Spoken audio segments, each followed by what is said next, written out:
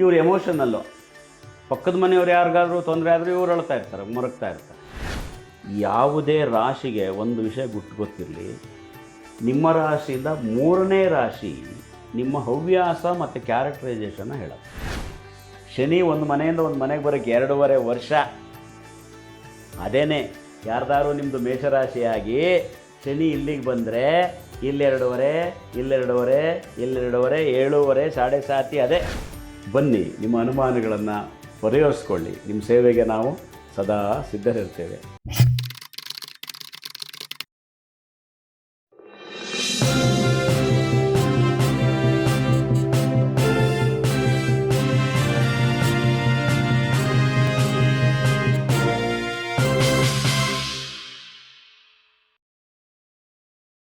ಎಲ್ರಿಗೂ ನಮಸ್ಕಾರ.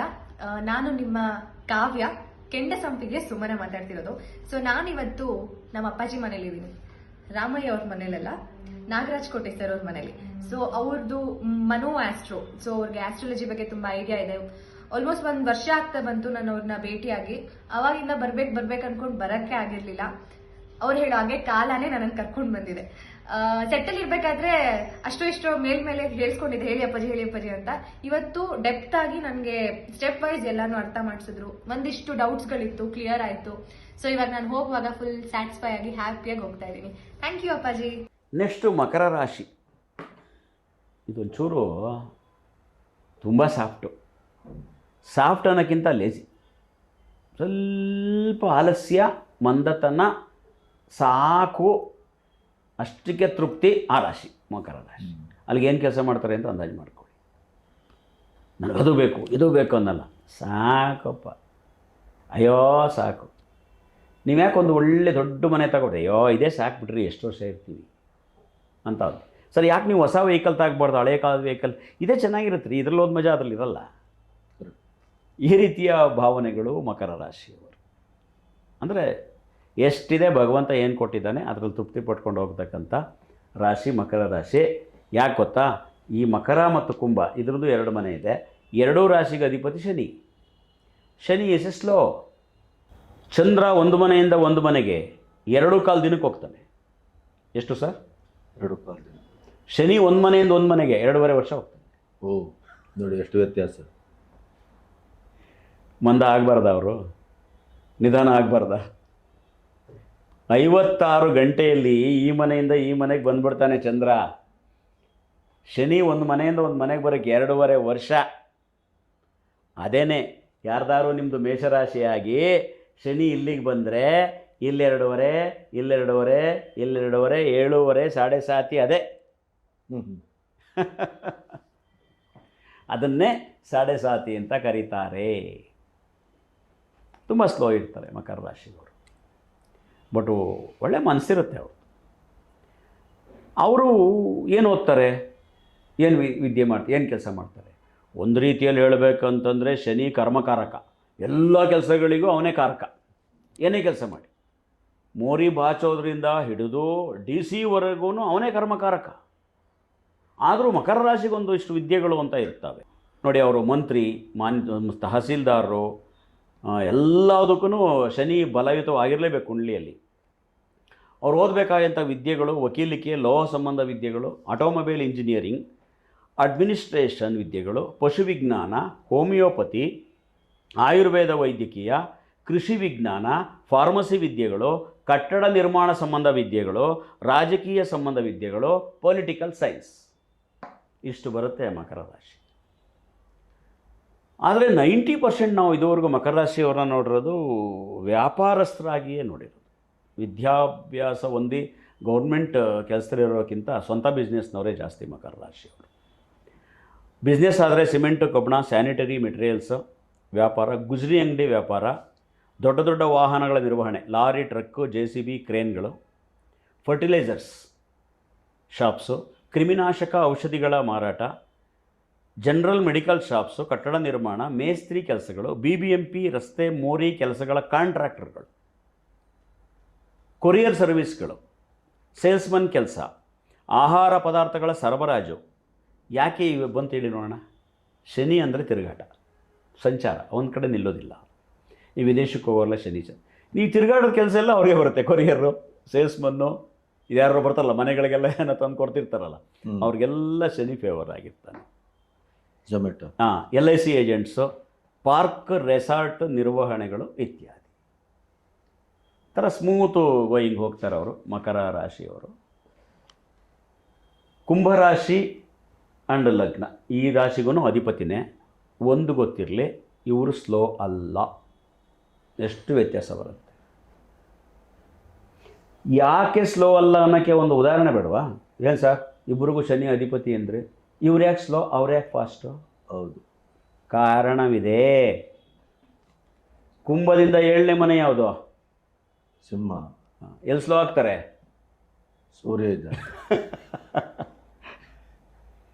ಲಿಂಕ್ ನೋಡಿ, ಅಸ್ಟ್ರಾಲಜಿ ಲಿಂಕ್ ಎಷ್ಟು ಚೆನ್ನಾಗಿದೆ, ಮುದ್ದಾಗಿದೆ ಒಂಥರ. ಮಕರ ರಾಶಿಗೆ 7ನೇ ಮನೆ ಯಾವುದು? ಘಟಕ, ಚಂದ್ರ. ಏನದು? ವಿಧಾನ. ಇಲ್ಲೇ ಉತ್ತರ ಇದೆ, ಅದು ಹುಡುಕ್ಬೇಕಷ್ಟೇ.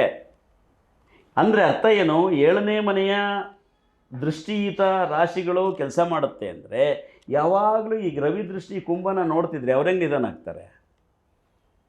ಸುಮ್ಮನೆ ನಿಂತಿದ್ದಂಗೆ ಹಿಂದ್ಗಡೆಯಿಂದ ಹೀಟ್ ಹಿಡಿದಂಗೆ ಓಡ್ತಿರ್ಬೇಕು. ಹಾಗಾಗಿ ಇವರು ಸ್ಲೋ ಅಲ್ಲ, ಶಾರ್ಪ್. ಕುಂಭರಾಶಿ ಸಾಮಾನ್ಯವಾಗಿ ಗುಪ್ತ ವಿದ್ಯೆಗಳು, CBI, CID ಆ ಇಲಾಖೆಯಲ್ಲಿ ಇರ್ತಾರೆ ಕುಂಭರಾಶಿಯವರು.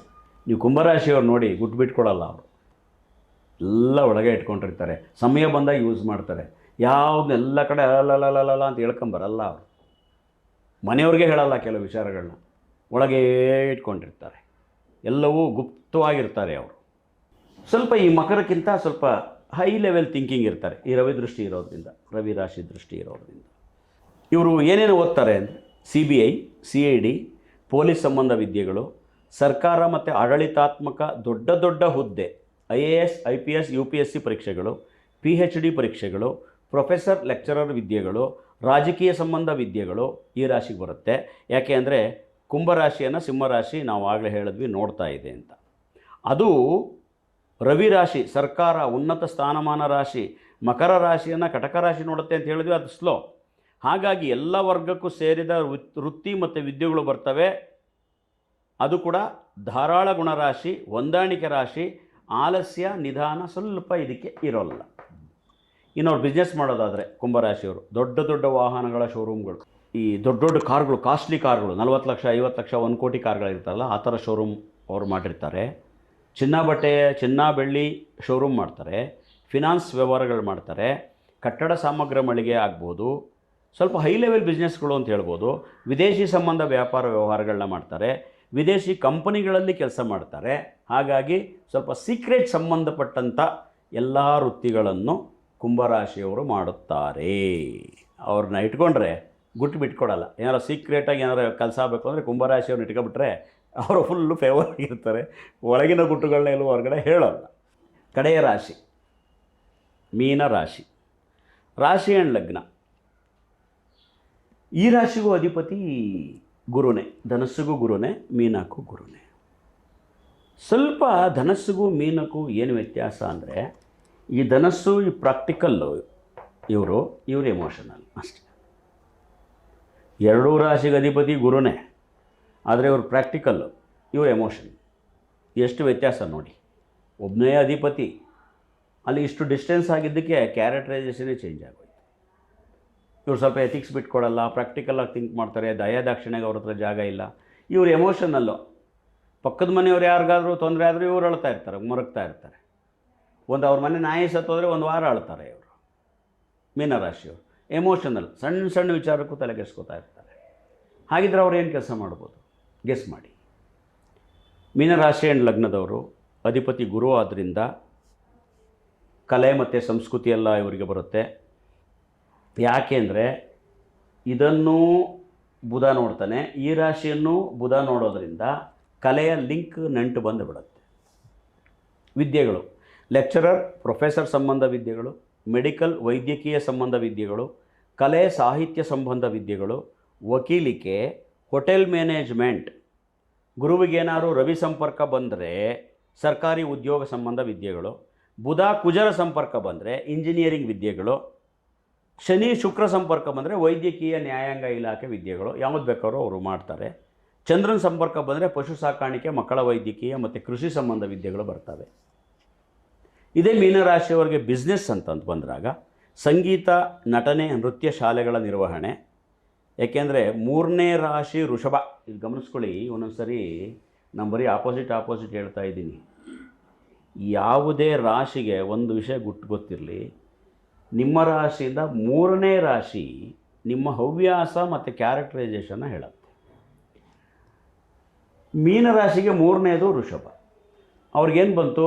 ಕಲೆಯ ಲಿಂಕ್ ಬಂತು, ಆರ್ಟಿಸ್ಟಿಕ್ ಲಿಂಕ್ ಬಂದುಬಿಡ್ತು 3ನೇ ಮನೆ ಆದ್ದರಿಂದ. ಸಂಗೀತ, ನೃತ್ಯ ಶಾಲೆಗಳ ನಿರ್ವಹಣೆ, ಗಾಯನ ವಿದ್ಯೆಗೆ ಕಾರಕ ಆಗಿದ್ದರಿಂದ ಶುಕ್ರ ಈ ಲಿಂಕ್ ಬಂದುಬಿಡುತ್ತೆ.